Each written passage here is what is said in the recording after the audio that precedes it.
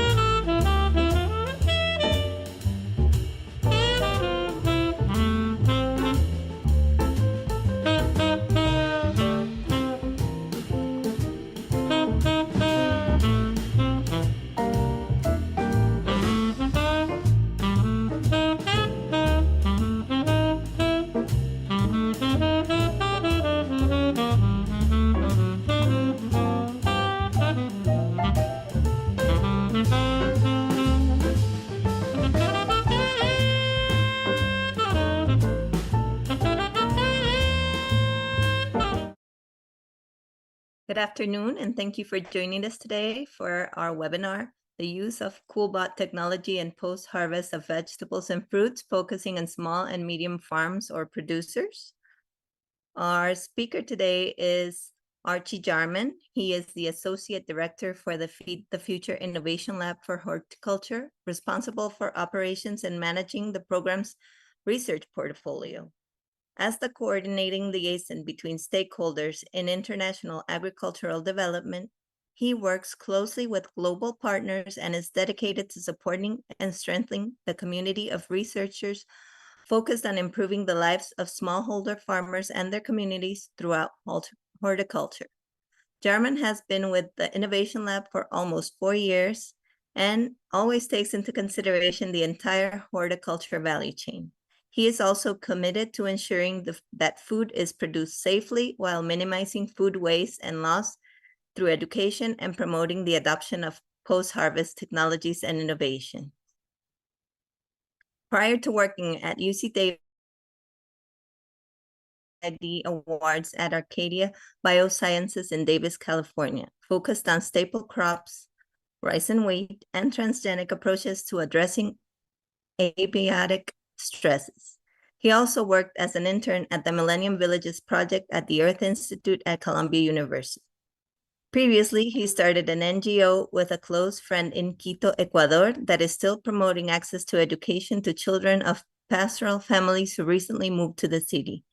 He also worked with the Foundation for the People of Burma to implement a malaria suppression program, construct a small hydroelectric dam, and develop an English lesson curriculum.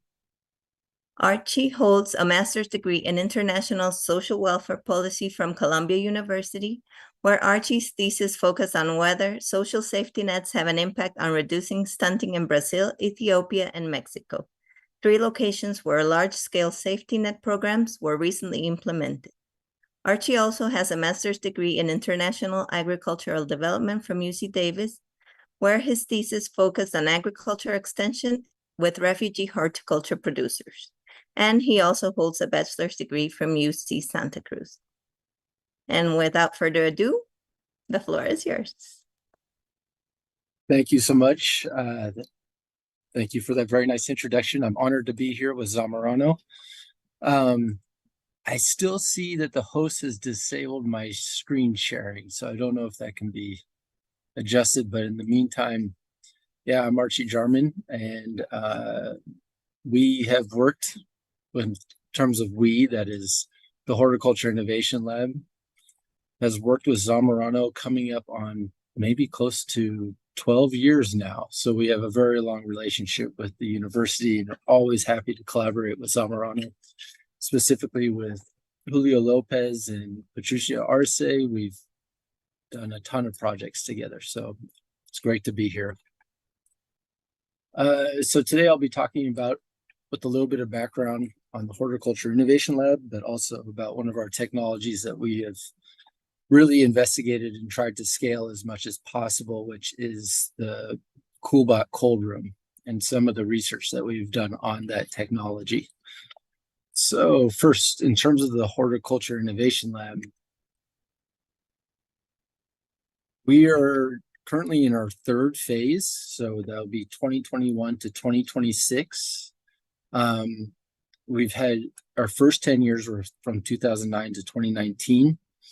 And during that break, we had to go for a recompete to get additional funding from USAID, and we wanted again to lead the Horticulture Innovation Lab. And of course, the Horticulture Innovation Lab is a consortium. It's made up of Texas A&M University, Florida Agricultural and Mechanical University, World Vegetable Center, and also Michigan State University as our partners. And then we have specialists in terms of gender, youth, and nutrition from Making Sense International, Penn State University, and then the Institute for Global Nutrition here at UC Davis.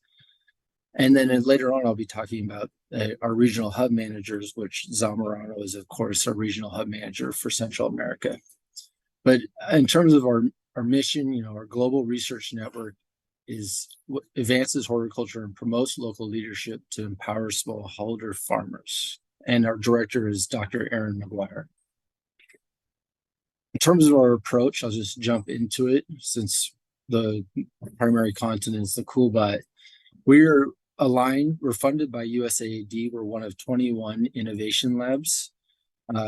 Innovation labs are under the Feed the Future program, and they have different focus areas in terms of it might be specific commodity or a system within agriculture, so like maybe insurance or financing.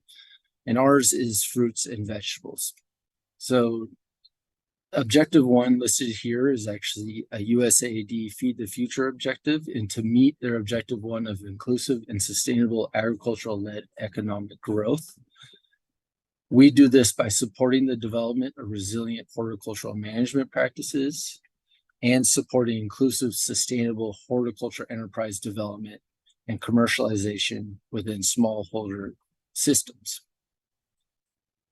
To meet Feed the Future's second objective, which is strengthen resilience among people and systems, the Horticulture Innovation Lab builds on the capacity of local networks to equitably respond to regional needs and facilitates the exchange of innovative ideas and technologies to contribute to practical and academic horticultural pursuits. And for Feed the Future's last objective, which is a well-nourished population, especially among women and children, the Horticulture Innovation Lab promotes a well-nourished population by increasing the availability, access to, and consumption of safe, nutritious horticultural crops. And I'll briefly highlight here on the right in terms of, this is a graph from FAO, the importance of fruits and vegetables in terms of their impact on reducing stunting. So we really see fruits and vegetables as a critical leverage point for improving global nutrition. How do we achieve these objectives? We have taken a regionally based and led research approach. So we call this our locally led, globally supported approach. We believe having local leadership in terms of principal investigators and also in terms of, our regional hub managers driving not only the assessment of what the challenges and opportunities are in the horticulture sector, but also leading the research to find solutions to those challenges. This approach is more effective in terms of finding context-specific solutions. The solutions that we come up with or the technologies that come out of our research projects will have increased relevance for the target communities that they're meant to address. Furthermore, it includes local knowledge in the global dialogue in terms of research into different production practices, post-harvest management, gender equity, youth engagement. It is building that community of researchers to not just be exclusively from, U.S. universities, but we're getting the entire global perspective and expertise. And then we believe that having a locally led approach leads to faster response times. So projects are more agile. If there is some type of maybe shock to the research program, they can adjust much quicker than if it was led by a U.S. university. And then in part of the framework of how we approach this is we have regional hub managers. And here they are listed here: University of Ghana, Ford, Nepal, and of course Zamorano University, and then ICE in or the International Center for Evaluation and Development in Kenya. And highlighting here Julio Lopez, Celia Ramos, and Patricia Arce with Zamorano University. We really feel like the regional hubs are critical. They're part of the management entity in a lot of ways. They are guiding the research. They're the point of contact for the principal investigators. They're on the ground. They're helping with the dissemination of results. They are playing a key role in the capacity of our research portfolio to have a major local impact in the region.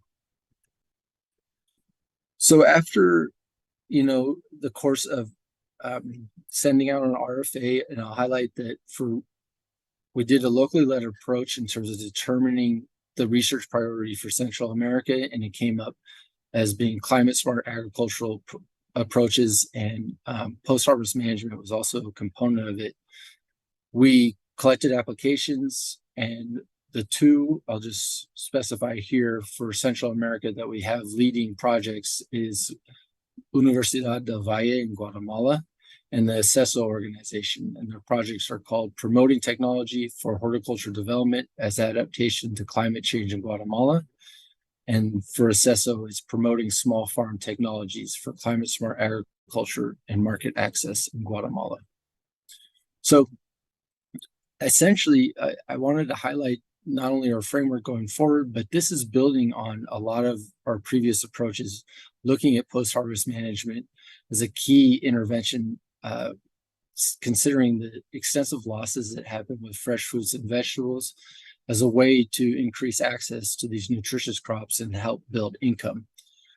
So in the past, we've done a lot of research into both the dry chain and the cold chain. So here on this slide, you can see two technologies. I'm not sure if this mouse will show up, but I think it does, maybe not. On the left is the dry card, which measures dryness, which is critical for any dry product, that it's stored below 65% ERH, equilibrium relative humidity, or 0.65 water activity.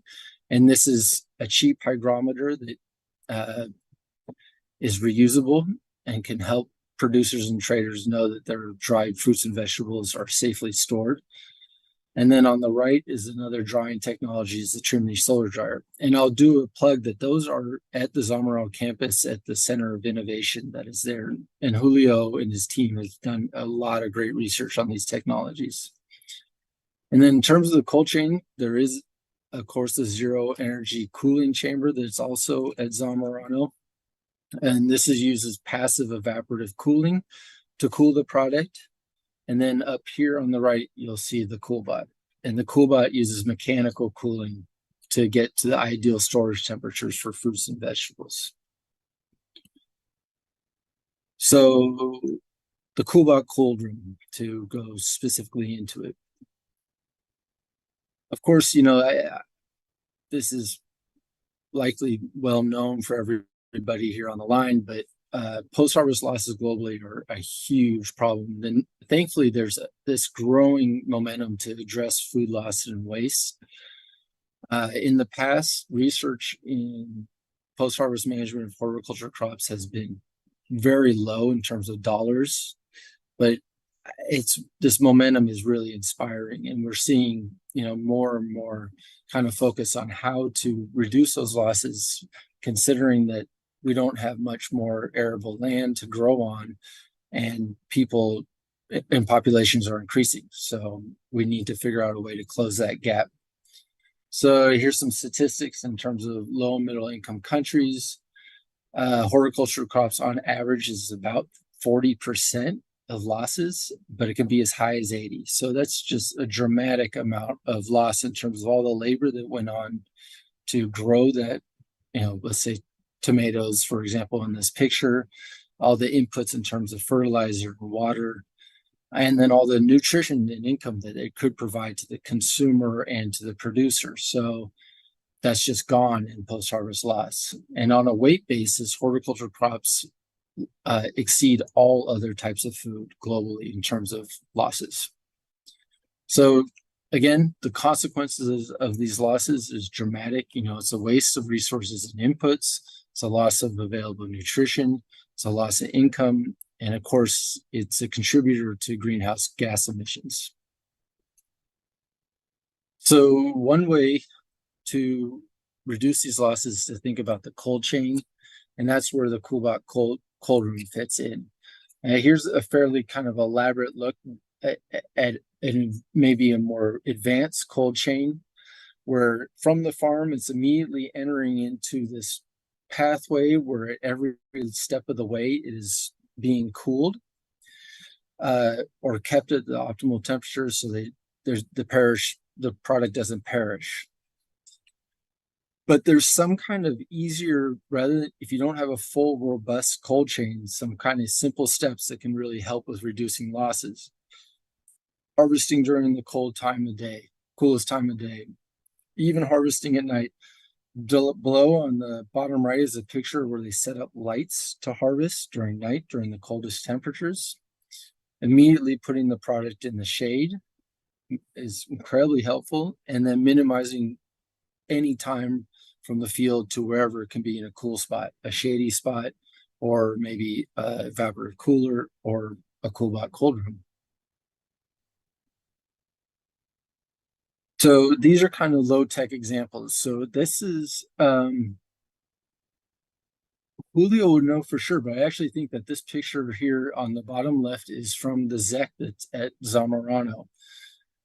And then to the right is a charcoal cold room. So the way that these technologies work is that as the water evaporates from the bricks or the charcoal, it absorbs the heat energy from the air, and then the air temperature inside of these units is lower than the outside air temperature. These work optimally in dry climates. If there's high humidities, there's less evaporative potential, so you don't actually get as much reduction in temperature. But in dry climates, it can be, I've seen up to 15 degrees Celsius in terms of cooler inside versus outside. And then on top of that, another side benefit of these units is that it can keep humidity levels really high internally, which is very, very valuable for, leafy greens, for example, where you don't want high water loss.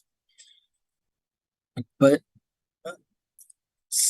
there are limits to this. You can only get as cold as dry bulb temperature, so you're only getting maybe 15 degrees Celsius less.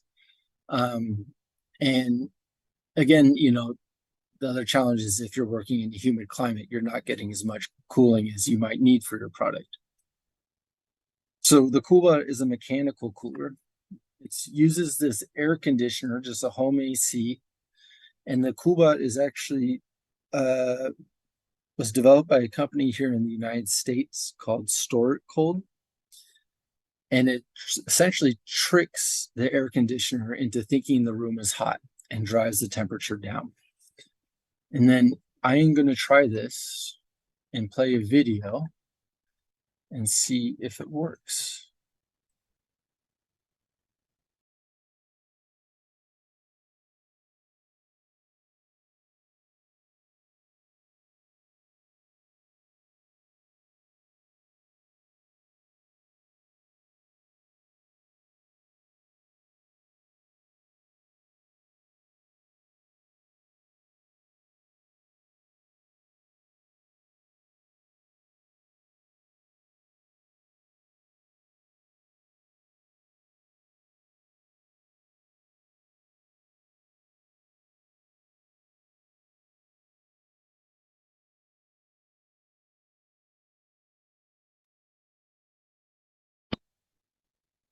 We cannot see the video through YouTube right now. Can you see the video? Here in Zoom, yes, but not in YouTube. Just let me check. Okay, no problem. Yes, but let me see. I think we should.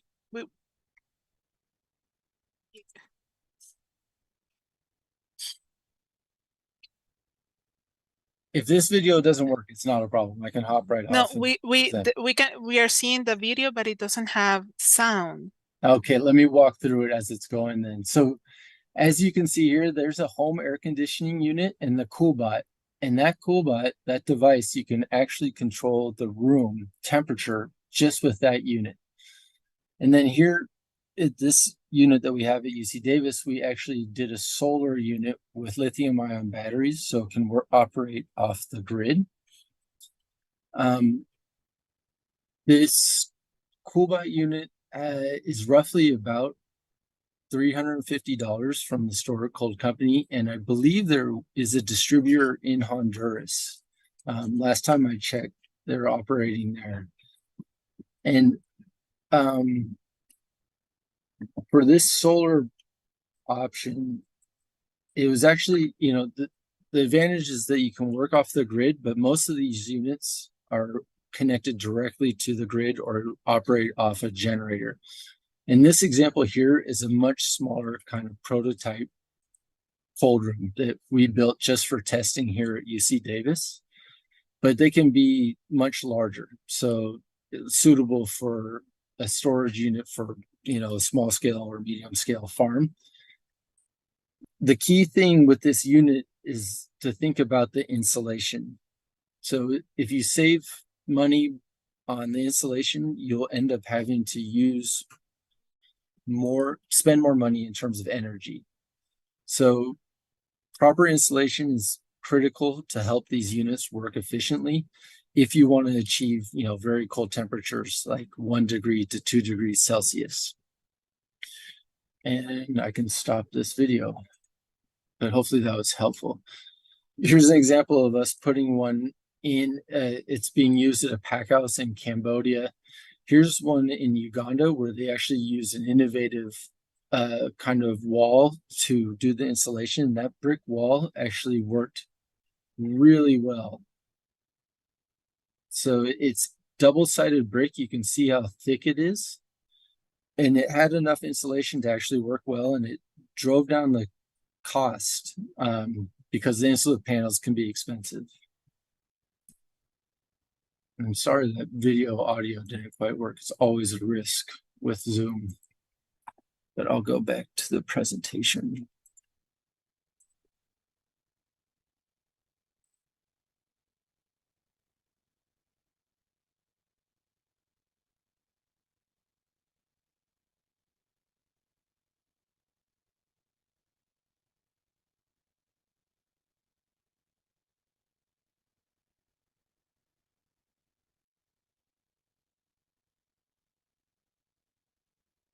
Okay, so yeah, I'll just briefly recap in terms of the Coolbot unit is like a motherboard computer device that will help with its system, trick a home AC unit into thinking the room is hot and can drive down the temperature of that room in an efficient manner that the fins in the AC unit don't freeze. And then it can be suitable for storage of fruits and vegetables. And what we've found in a recent in a research paper that we put together is that if you look at the cost per kilogram of some passive evaporative coolers, they again don't have the efficiency of a mechanical cooler like the Colboot. You actually end up with a cost per kilogram that is fairly low, even with a high upfront cost. So I'm going to highlight down here this Colboot cold room that was built in Bangladesh. It's $16,000, a lot. And the driving cost of that program was actually, oh, you're seeing the wrong view. Thanks, Kristen.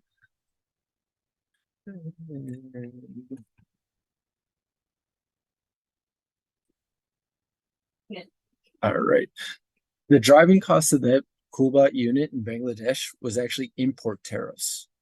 The installed panels were all charged an import tariff and made it extremely expensive. You can buy a turnkey Colboot from the company for as low as $4,900. But I just want to highlight here that if you start looking at the capacity of these rooms compared to the capacity of a ZEC, for example, and the cost, you can actually see that the cost per kilogram is relatively competitive to some of these ZECs that we've seen built around the world.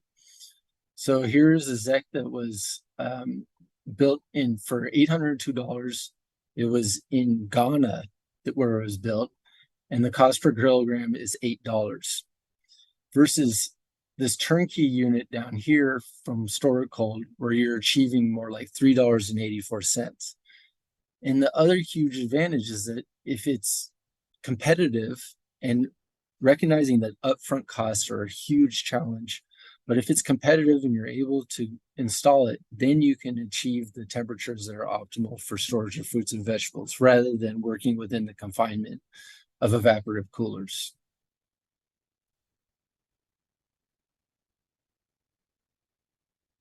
The other thing that we've noted in our research is that efficient use of the Colboot is critical for return on investment. So in a study looking at that Colboot that was in Bangladesh, even at that high cost, if they were able to store more efficiently, so they only use 1% of the available capacity of the cold room, they could have had a much faster return on investment. So the coordination in terms of maybe working with a farming cooperative and installing this unit to share the cost of the unit, it's critical to really think about how efficiently the room is being used. And then of course, this can be an oversight at times, but this is obvious that selling higher value commodities increase the return on investment or shorten the return on investment time. And that was the case in Bangladesh as well. And another thing to consider with this technology and any mechanical cooling technology that's expensive like that is thinking about the enabling environment. So subsidies in Nepal have really helped the Colboot cold room take off. It's being used, I think they sold about 150 to 200 units. It's being used primarily in the kiwi industry, and the government has stepped in to provide considerable subsidies to lower the cost of these cold rooms in the recognition that reducing losses in that kiwi industry can have great returns for Nepal. And the other models that have been used in terms of mechanical cold rooms is a rental model where farmers rent the space. So theoretically, you can install a Colboot cold room and then charge based on the crate space used in that room. And these models are working really well. The Cold Hubs is in Nigeria. Freshbox, I believe, is in Ghana, and Soko Fresh is in Kenya. And some of these units are cold rooms that are mobile, and some are just at an aggregation point, a trading hub. And the cost of the farmer is affordable since they're just renting the small amount of space in the unit. And then slowly the companies will start building up income based on the usage of those rooms. And it gives farmers and traders access to a proper cold room. And then the terms of the option for solar power for cooling. So here you see Davis. We have a solar powered unit. We think this is the only Colboot cold room with a solar panel unit, but on a recent trip to Kenya, I saw that they're actually building and testing at the University of Nairobi solar units, and then Soko Fresh and Freshbox, their products are solar powered as well, so they're able to operate off the grid. We use lithium ion batteries to run ours, but you can also use cheaper lead acid batteries. They're deep cycle marine batteries in order to power the room.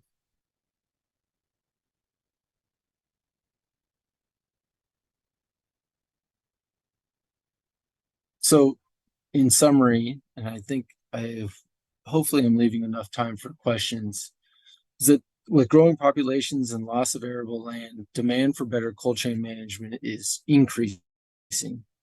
And we like to think of cold chain as a necessary infrastructure in order to support the horticulture value chain. Low-cost units are vital, and the Colboot cold room has some really good strengths in terms of. One thing I want to highlight in the summary page is that AC home air conditioning units are available almost all over the world. And if the air conditioning unit breaks, that also means there's an AC repairman usually available to fix it.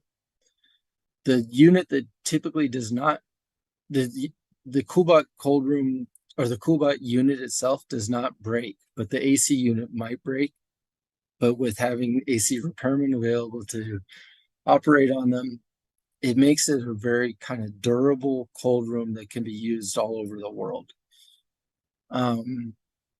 So although, the return on investment can be really long and the upfront capital cost can be high, the promise of the technology is really there. And we hope that it continues to scale and be adopted by traders and smallholder farming cooperatives around the world. Thank you. And I'm ready for questions. Thank you, Archie, for your presentation. We do have some questions. The first one, given the cost of the equipment, under what conditions is the Colboot suitable for my crops? And this is from a tomato producer. Given the cost? Yeah, of the equipment. Yeah, so it's a really good question, and it depends on the scale of the tomato producer. So with any technology that we're scaling, we're thinking about not only the technology itself, but the environment that it's getting scaled into. So with the technology as expensive as mechanical cooling, one thing to think about with the tomato producer that asks the question is, would you utilize the entire cold room with your production? And if not, then you need to think about how you can work within a cooperative with other producers in order to maximize the space of that cold room so that you're really efficiently using the cold room in order to make the return on investment as quickly as possible. So that's a big consideration. Hopefully that's helpful, but we recognize that at an individual level, this technology is out of reach. It's too expensive. So we hope that, can be adopted across either, farming cooperative or at trading points where, long-term storage of tomatoes, for example, could really benefit from having mechanical cooling that can reach optimal temperatures. Great. Thank you. From this same farmer, I believe, how long can tomatoes be stored in the Colboot? Oh, so I'm going to pull up my handy, maybe I don't have it. There's a great app So I will do a plug for the Post-Harvest Technology Center. It has an app in terms of storage life for various horticulture crops. I'll put it in the chat. And because you're able to reach temperatures like 1 degree Celsius in the Colboot, you can match the optimal storage time. I will have to look it up right now and get right back to you in terms of length of storage time. Okay. The other thing with, yeah, go ahead. Sorry. No, please finish. No, that's it. I'm ready for the next question. Okay, the next question. You mentioned how many BTUs should the air conditioner be for proper functioning of the vegetable storage room? Another question. That's another good one. So that would have to be found on the website. The unit that they have in there is just a classic room unit that you have in your house. I'm not sure how many BTUs that is, but I can share that information along for sure. Okay, one more question. In our areas, electricity runs out a lot. In cost-benefit comparison, is it better to operate a cold room with a Colboot running with electricity or with solar panels?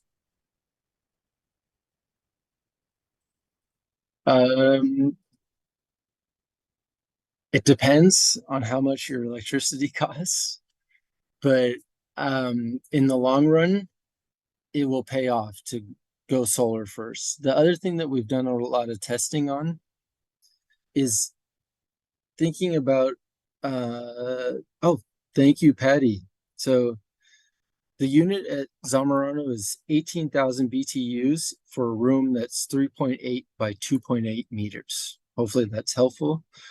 And then in terms of tomato storage, one thing to think about is that you don't want super cold temperatures for tomato storage because they're susceptible to chilling energy. But I'll get you the detailed information there. So and then in terms of solar versus the grid, the one thing that we've done a lot of tests on is thinking about the cool temperature at night. So the unit can be really can be viable if you only operate off the solar panels during the day rather than spending the money on the batteries. So we've filled the room, and because of lots of fruits and vegetables, because of their high water content, can almost act as like a water battery in terms of cold temperature. So once all that product during the day reaches the desired temperature you want it to be at, the sun goes down, and then your unit actually turns off. The room itself is able to maintain those cold temperatures fairly well. There's an increase, of course, but it's not dramatic. And then when the sun comes up, it kicks back on, and then you're saving a considerable amount. Lithium-ion batteries are not cheap.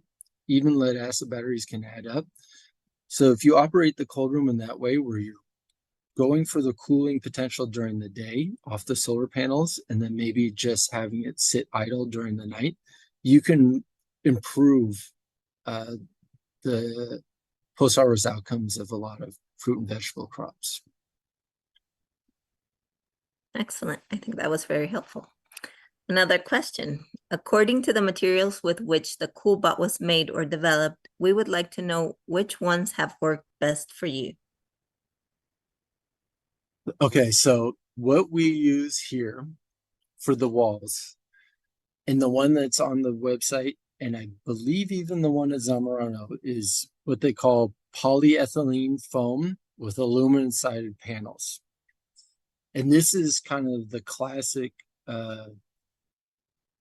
cold room structure, or cold room walls that are used for storage of not only fruits and vegetables, but dairy products and meats. That high efficiency of those walls and the capacity to clean them make them very, very make them optimal. And the room using that type of insulation can hold cold temperature for long periods of time. But recognizing that the panels here, for example, in the US cost, close to $3,000. So the project in Uganda looked at bricks with the air gap in between, and it was much cheaper walls, and it lost some of the efficiency, but saved a huge amount of money. And then in Nepal, they actually decided to completely, they use a very small amount of insulation. They're losing a lot of efficiency, but they decided that it was worth it to get that additional cooling and save the money. And it helped with the kiwi industry. But for certain crops, if you really need to get to those very cold temperatures, cost savings in terms of reducing reducing the insulative value of your walls will cause problems in the future, because essentially you'll be paying for more energy for the air conditioning unit to drive down the temperature in the room. So hopefully that was helpful. It's kind of a balancing act to think about what commodities you're storing inside there. Okay, thank you. And I believe that was our final question. So Okay. thank you so much for sharing your experience, and it was very valuable for us. Thank you for having me, and I enjoyed being here. Great. Bye. Take care.